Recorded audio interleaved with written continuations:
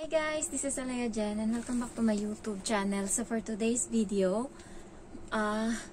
kamusta nga ba ako na para kasing bumalik ako sa pagiging bago kasi nga nagbakasyon ako, so parang na-restart uli ako. So kamusta nga ba yung magto 2 weeks ko na dito sa Hong Kong. So by the way, sa latest na video ko kahapon, yung about doon sa amo kong lalaki, maraming nagsasabi na ilak ko daw yung pinto. So ipakita ko sa inyo yung pinto para ano kayo. Ayan. Wala siyang wala. Mabubuksan lang siya agad. Wala siyang lock. Ayan. Halos lahat ng mga pinto dito sa bahay is mabubuksan mo lang.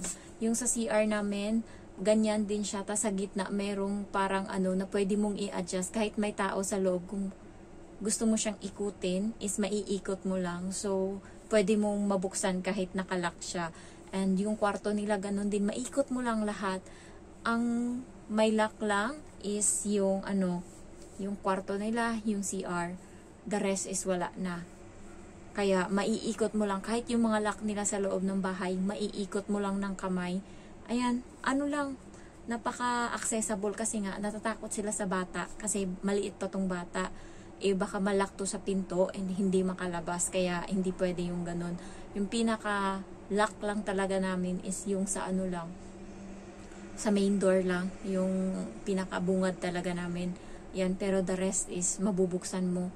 Ayan, kaya kung abnormal ka na tao, may salti ka sa utak, kung gusto mong patayin yung amo mo, mapapatay mo talaga sila kasi nga mabubuksan ko lang yung pinto nila kahit natutulog sila. So, kaya, pero ayaw ko lang sa ibang kwarto or sa ibang bahay, ganun. Pero sa amin dito nabubuksan lang.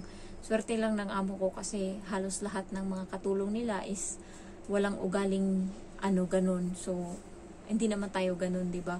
Pero kung meron man, kasi yung kapitbahay namin sa probinsya, guys, nangyari to sa kanila, yung katulong nila, pero sa Bacolod sila noon. Tapos nandun yung kapitbahay namin kasi bakasyon, nandun sila.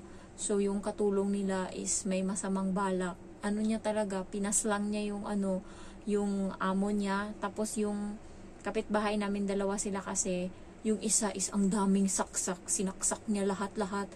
Pag uwi dun sa amin, puro benda dito, hindi na mahitsurahan yung mukha.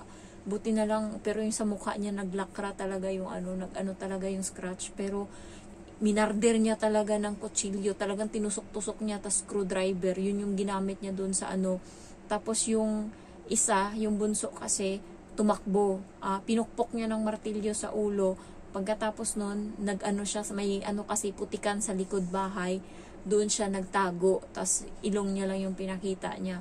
So, kung mga ganun-ganun lang talaga dito, mapapatay mo talaga yung may-ari ng bahay na to, kasi nga, mabubuksan mo lang yung mga lock nila. Kaya sa akin dito, ito nga yung nangyari, wala akong magagawa dyan, maliban na lang, pag-assure ko na lang parati na wala silang hihingin bago ako pumasok ng kwarto. Kaya ngayon, uupo-upo muna ako, hindi muna ako nagpapalit ng damit, tsaka na ako nagpapalit pagka na feeling ko wala na talaga silang aanuhin. Kahit tulog na yung amo kong babae tsaka yung bata, yung lalaki minsan siya na lang yung naiiwan.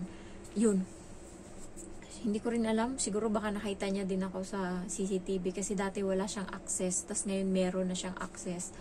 Nakita niya siguro ako minsan na yung damit ko ganyan, hindi ko lang alam. So, ayan, natin is kamusta yung unang balik, or kamusta yung unang linggo ko pagbalik galing bakasyon. Grabe guys, sobrang nabugbog yung katawan ko, nanibago uli kasi sa Pinas, ultimo pagkain ko ihahain na sa akin, kaupo na lang ako, puro utos ako doon. Ang trabaho ko lang talaga is maglaba. Yan, kasi nga naawa ako sa mama ko, siya kasi yung naglalaba, sabi ko ako naman. Pero yung laba tsaka luto. Pero kasi na-miss ko yung luto ng mama ko, kaya siya parate. So, ako lang yung nag-aasikaso ng mga kakailanganin ng mga nagtatrabaho, ganyan. Pagbalik ko dito, nanibago ako. Sobrang sakit ng mga kalamnan ko, walang mapaglagyan, as in lahat-lahat. Tapos sobrang grabe, alas 9 pa lang ganito na yung mata ko. Kasi nga, nasanay ako sa probinsya na alas 8, grumpy na ako or mainit na ulo ko. Kasi 8:39, tulog na kami. Ang ginagawa namin, maaga kami gumigising. Yung kapatid ko, 4:45, alarm niya na yan. Naiinis ako kasi gusto ko pang matulog. Tapos, alas 5 ako gumigising. Alas 5, gising na lahat ng tao sa bahay. So, maririnig mo yun na yung bunganga ng kapatid ko, yung nasa Kuwait, siya yung unang nagigising eh. Tapos yung pamangkin ko, ginigising niya. Tapos ako, tapos yung jowa ko nung time na yun, hayaan lang nila kami matulog. Pero, hindi ka rin naman na makatulog. Kaya bumabangon na din ako. Tapos, yan, magkakape kami. Nakaupo lang kami magkakape hanggang na yan. Kung walang pasok sa school, hanggang alas 7 kami or alas 6:30 na nakaupo lang, chismis, ganyan. Tapos, pagdating dito, iba na lahat. Pero late na ako nagising. Pero nung una, maaga talaga, alas 5 gising din ako dito. Pero nung huli, sa sobrang pagod ko siguro, nanibago yung katawan ko. Para ka talagang binugbog. Kaya sa unang linggo nyo dito, yung mga pupunta pa lang, asahan nyo na maninibago kayo, sasakit yung katawan nyo. Normal lang yan. Masasanay din kayo.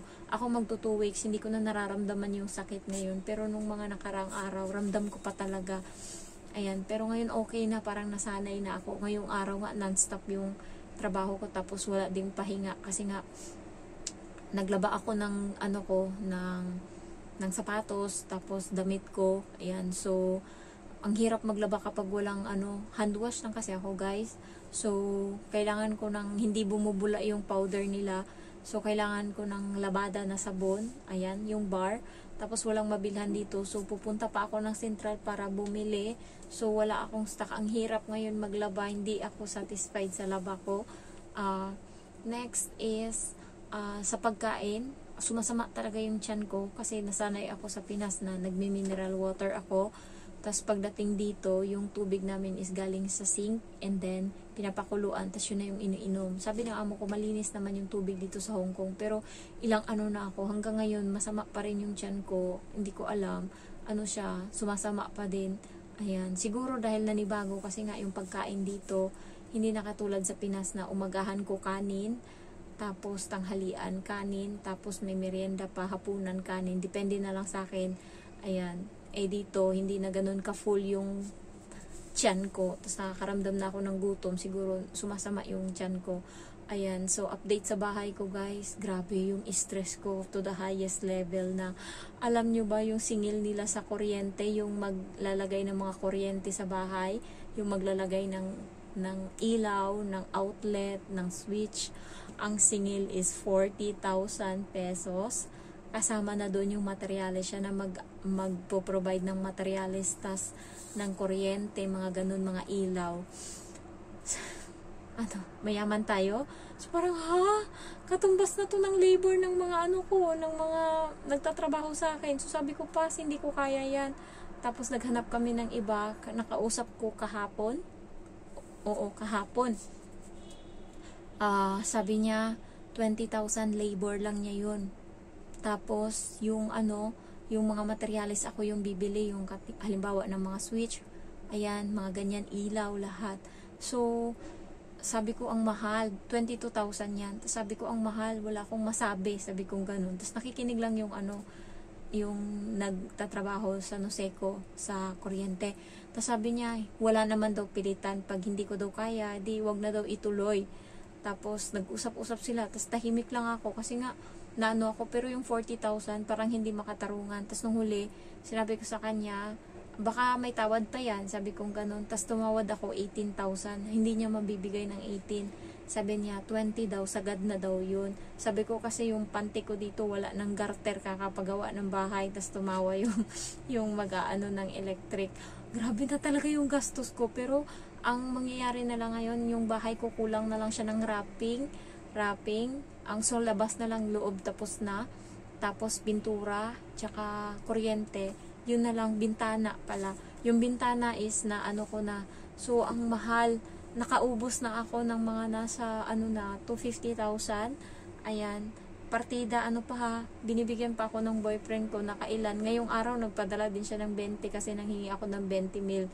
Nakarang araw nagbigay din siya ng 17 kasi nga binayad namin ata yun. Ayan, tapos yung alahas ko na-prinda ko na din. Guys, pag magbebenta kayo ng alahas nyo, kung Palawan is mura siya, punta kayo sa Cebuana, mas mahal. Yung kwintas ko tsaka pendant is 8,100 yung sabi ng ng Palawan na anuhin nila. Tapos nung dinala ng kapatid ko sa Cebuana is 9,000. Kaso may parang ano sila doon, parang fee na 300 plus, kaya naging 8,500 na lang yung natira. So, yun, para tip ko lang sa inyo, kung magsasanla kayo ng alahas, huwag kayo sa Palawan, mura sila kumuha. Cebuana kayo, ayan. And the next, sumakit yung katawan ko talaga pagbalik. Pero kasi iniisip ko, ano na lang, tiyagain na lang natin kasi nga, ano na lang konti na lang natiis. Ayan, so matatapos na din yung bahay.